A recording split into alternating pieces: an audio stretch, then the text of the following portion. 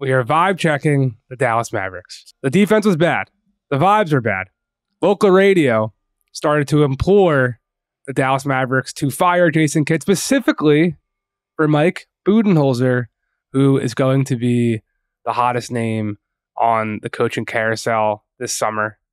They got blown off the floor by the Pacers, which led Brad Townsend of the Dallas Morning News to report on a players-only meeting that was particularly spurred by Markieff Morris. Luka had a quote about the fact that Keefe is helping him and he's a voice in the locker room, and now they're 4-0 since then. Daniel Gafford can't miss. He's rivaling Wilt Chamberlain, which is stuff that only Joel Embiid has really done, along with Nikola Jokic and Victor Wembanyama in the last little stretch here.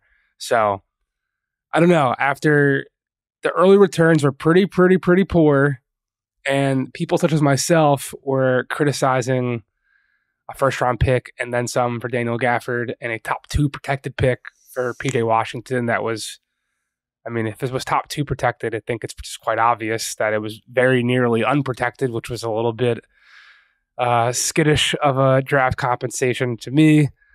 But they're turning the corner, or are they? Or are they? Here is my conclusion on the Dallas Mavericks from having spent a few days watching and reading about and studying and researching the Dallas Mavericks. I don't know what to make of the Dallas Mavericks. It's all fits and starts. It's a winning streak here, a losing skid here, a winning streak there. They've been this in and out, up and down team all season. The more relevant version of that is what they've done since the trade deadline, as you mentioned, bringing in Daniel Gafford, bringing in PJ Washington. And they'd won a couple of games before the deadline, won their first 5 after the deadline, then lost 5 of 6, and now won 4 straight. The 4 straight wins, it's, they beat up on the Bulls. They took care of business on Wednesday night against a Warriors team that was without Stephen Curry and Draymond Green, which was basically like drawing dead offensively. And they blew out the Pistons. So it's like not exactly world-beating play during the stretch, but you need to get right. And so they got right. They've sort of stabilized.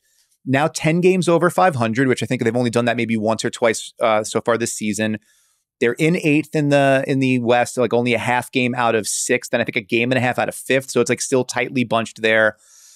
And they will have stretches where you're like, they will score on anybody with Luka Doncic and Kyrie Irving, and the pieces fit a little more neatly together. The issue is, as always, is the defensive end. And so you look at that winning streak, the 7-game winning streak, they were giving up like 105 points per 100 possessions in that.